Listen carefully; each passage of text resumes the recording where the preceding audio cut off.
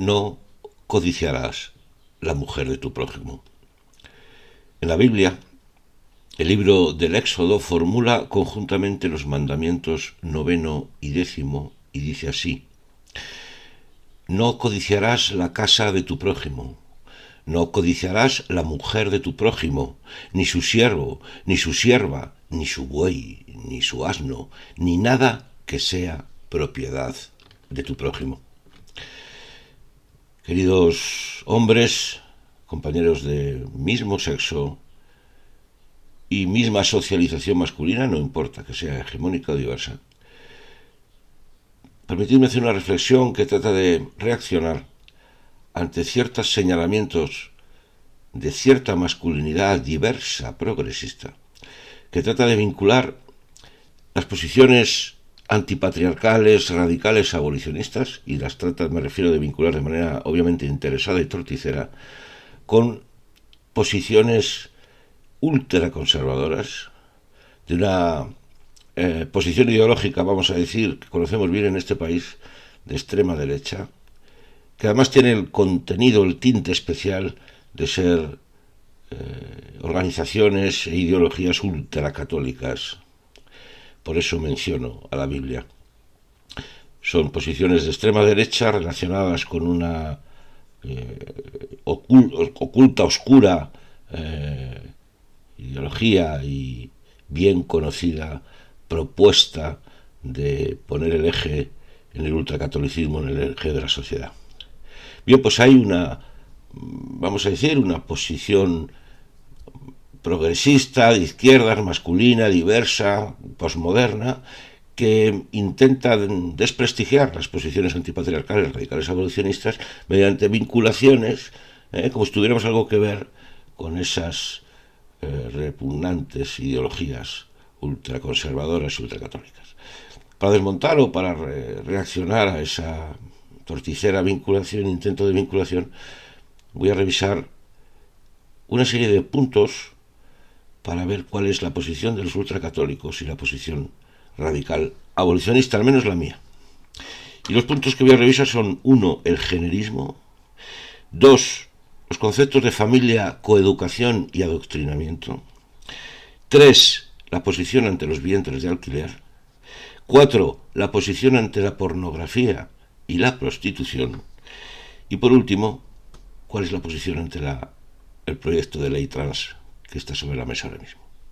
Y lo voy a hacer con estos puntos porque son claves, pero también para que quizás esa, como digo, esa izquierda progresista, diversa, esa masculinidad posmoderna, se lo haga mirar. A ver quién tiene más vinculación con la imposición de ideas relacionadas con religiones. Bien, el primer punto es el generismo, y voy a intentar definirlo según mi criterio. El generismo es esa concepción del humano vinculado a un dispositivo, que ya vamos a llamar dispositivo de sexo o género, donde se hace inherente al humano el tener que posicionarse alrededor de un conjunto de roles, estereotipos, cualidades, que no importa si son esenciales biológicos o son esenciales en la mente o en el alma, pero en cualquier caso es obligatorio, y es la estructura del humano, relacionarse o colocarse, ubicarse en esas coordenadas que se convierten por tanto en identitarias, en comportamientos, y que tienen una formalidad esencialista en el humano. Es decir, el generismo no pretende deshacerse de la estructura del dispositivo de sexo-género, sino que se articula alrededor de esa realidad que puede venir de la biología o puede venir del alma o de la mente. Es decir, el generismo no quiere abolir el género, sino que lo quiere preservar. Bien, ¿cuál es la posición ultracatólica del generismo? Pues es muy respecto al generismo, pues es muy evidente.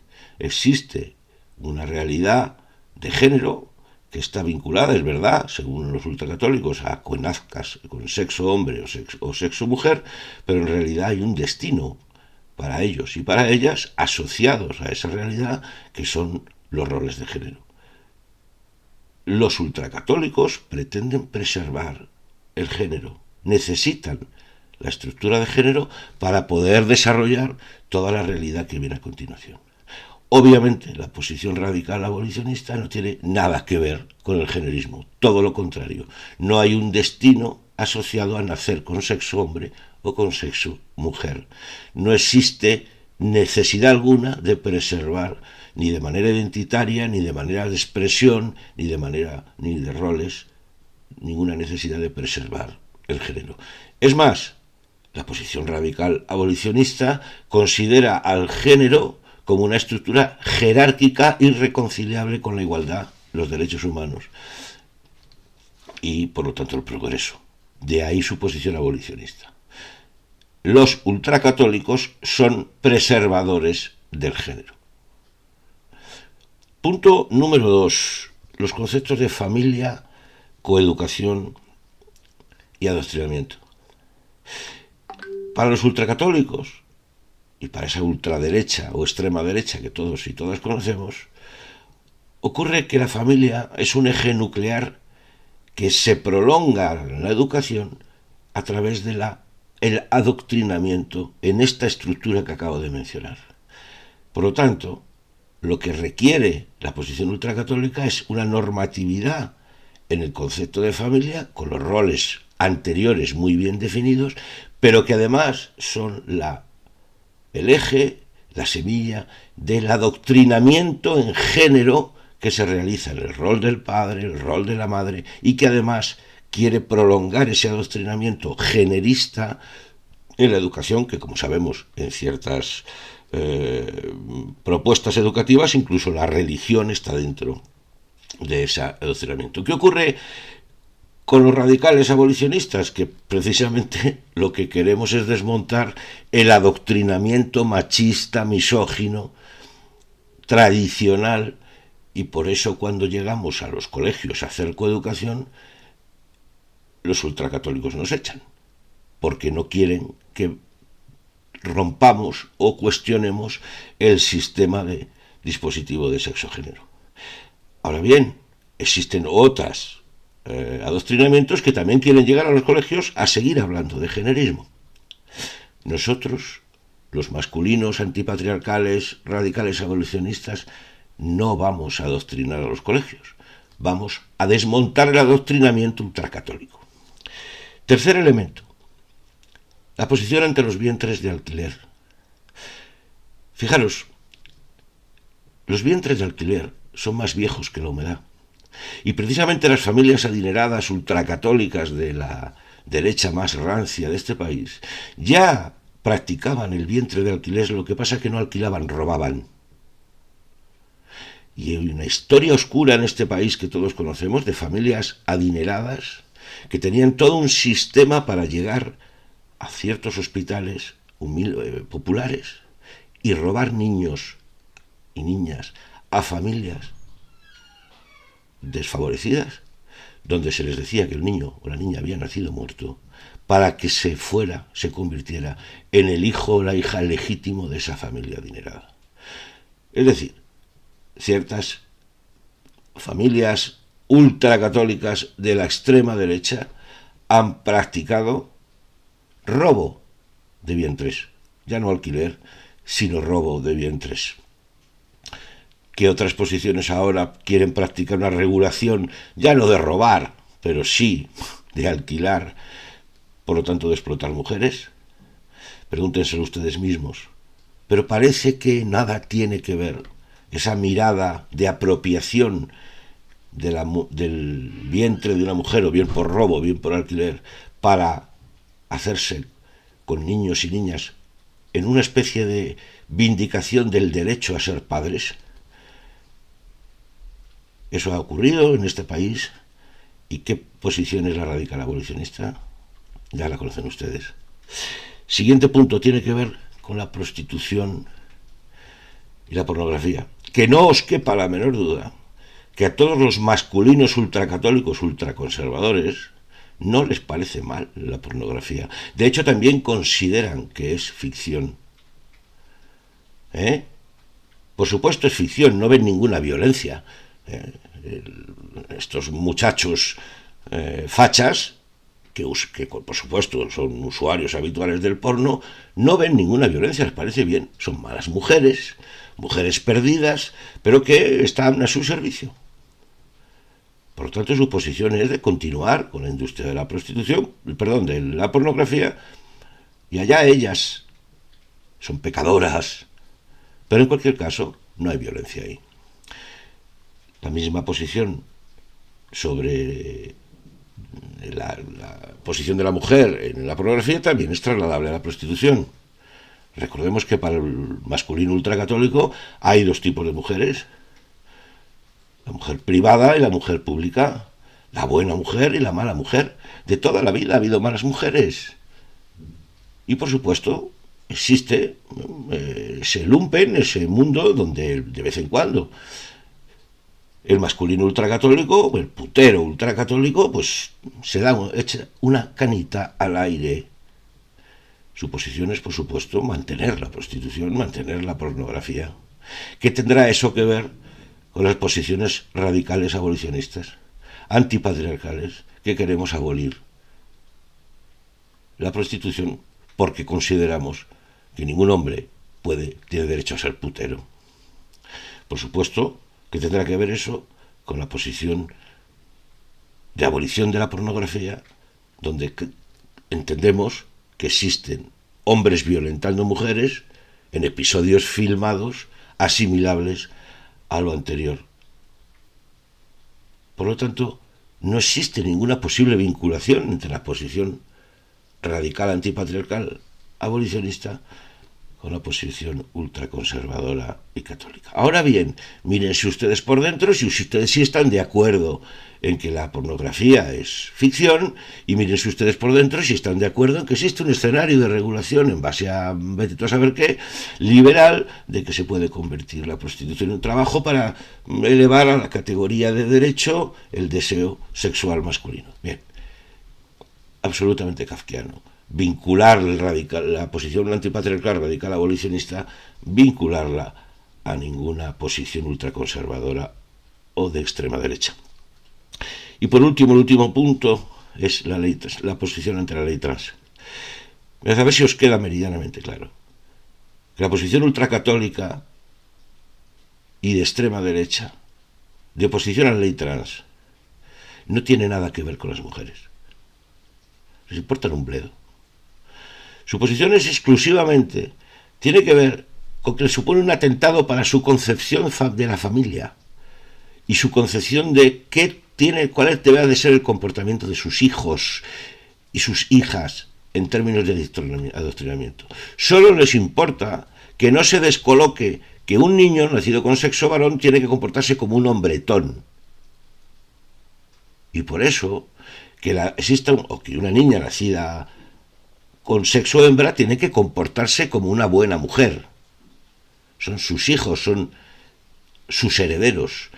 Por eso la ley trans para ellos supone una amenaza, porque simplemente le desestabiliza ese generismo que hace destino de cada uno de los hijos y las hijas en un guión de vida que ellos ya tienen definido. El de hombre y el de mujer, el de macho y el de hembra, el de masculino y femenino. Para ellos esto es fundamental porque es el eje de una concepción de familia y de sociedad que necesita que no se desarticule. Para los hombres existen los roles, los estereotipos y la manera de funcionar de los hombres. Y para ellas existen los roles, los estereotipos y la manera de ver el mundo de las mujeres, para que ellos puedan seguir explotándolas a ellas. Solo les importa ese aspecto. Y por eso están en contra de la ley trans. Pero no les importa en absoluto que un adulto de 50 años como yo se declare mujer. Eso les da igual. Porque no perciben en por supuesto, no perciben ningún problema respecto al borrado de las mujeres, porque ellos consideran que no hay nada que borrar. Recuerdo que las posiciones ultracatólicas de extrema derecha no ven desigualdad, no ven violencia machista, solo ven relaciones humanas, violencias intrafamiliares, no importa que sean hombres o mujeres. Por lo tanto, les parece hasta entretenido, sin ningún riesgo para la sociedad, que la ley trans permita que un hombre como yo, de 50 años, vaya al registro y salga siendo percibido por la sociedad como la realidad mujer. A ellos eso les da igual. Sí que les importa que les rompamos su estructura hereditaria, de esas familias que pudieran ser desestabilizadas porque de repente un chico se ponga a ponerse falda y decida, uno de sus hijos, y decida que es una niña. Eso no les estalla la cabeza. Pero no perciben ningún riesgo de la ley trans respecto me refiero al transgenerismo. Les parece hasta entretenido y divertido. Por lo tanto, su oposición a la ley trans no tiene, de los masculinos ultracatólicos, ultraconservadores, no tiene nada que ver con la posición ante la ley trans del radicalismo o de la radicalidad abolicionista, donde el planteamiento es que esto es un riesgo cierto para la erradicación de la opresión, la explotación y la violencia contra las mujeres. Por lo tanto, como conclusión en esta larga reflexión divulgativa, aunque meditada e informada, asociar las posiciones antipatriarcales, radicales, abolicionistas, o tratar de vincularlas a posiciones ultraconservadoras, ultracatólicas de la extrema derecha, en particular de ese partido que usted y yo sabemos, es torticero. Es una idea, una intención de desprestigio para callar ciertas voces. Y además, por último, por favor, revisad vuestra, ahora, masculinos, diversos, posmodernos, revisad por favor cuál es vuestra posición respecto de los vientres de alquiler, cuál es vuestra posición respecto a la prostitución y cuál es vuestra posición respecto a la pornografía y respecto al género. Y decidme después, o no me lo digáis, quién tiene más parecidos con los ultracatólicos, ultraconservadores de esta extrema derecha tan peligrosa y que tanto espacio está ocupando. Es una reflexión de progreso, es una reflexión que intenta analizar la realidad material tal y como es, porque merece la pena revisar nuestra masculinidad en todas sus formas para erradicar la barbarie. Justo Fernández López. Esto es Diálogos sobre la masculinidad, reflexiones autocríticas sobre el constructo masculino en todas sus formas, hegemónico o diverso, con agenda radical abolicionista.